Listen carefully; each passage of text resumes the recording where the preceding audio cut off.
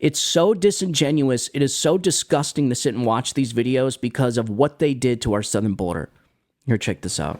U.S. President Joe Biden signed half a dozen executive orders on Wednesday, reversing several of former President Donald Trump's hardline immigration policies. Just hours after his inauguration, Biden also sent an immigration bill to Congress that proposes opening a path to citizenship for an estimated 11 million immigrants without legal status.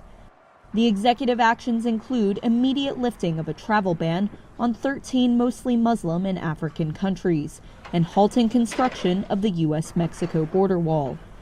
They come as thousands of Central Americans have been on the move in recent weeks, some aiming to arrive at the U.S. border after Biden's inauguration. Biden has also directed the Department of Homeland Security and the U.S. Attorney General to preserve the Deferred Action for Childhood Arrivals program, which protects migrants who came to the country as children from deportation.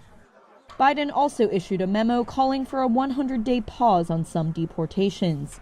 He also ended new enrollments in a controversial Trump program known as the Migrant Protection Protocols, which forced more than 65,000 asylum seekers back to Mexico to wait for U.S. court hearings. Now you want to know why we have the most unsecured border in U.S. history and whose fault it is? And if they're so worried about the children, because that's the big talking point, right? Donald Trump, the kids in cages, mind you, they were cages that Barack Obama built, but they're so concerned about the kids. Well, how about this one?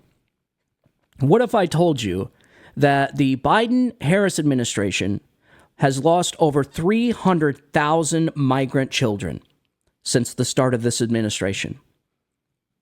Where's all the outrage for the kids in cages? No, now it's just kids under bridges, kids in sex slave camps, and kids in sweatshops.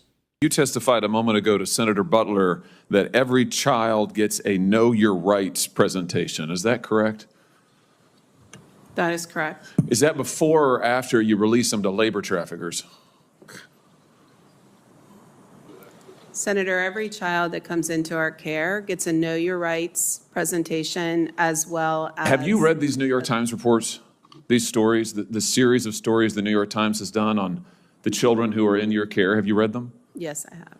Have you read that children are scrubbing dishes, they are operating heavy machinery, they are delivering meals, they are harvesting coffee, they are working construction, they are working as housekeepers, they are working overnight shifts at plants where they are not paid, they are not going to school, they are not cared for, they are not giving meals, almost all of it illegally. Are you aware of that?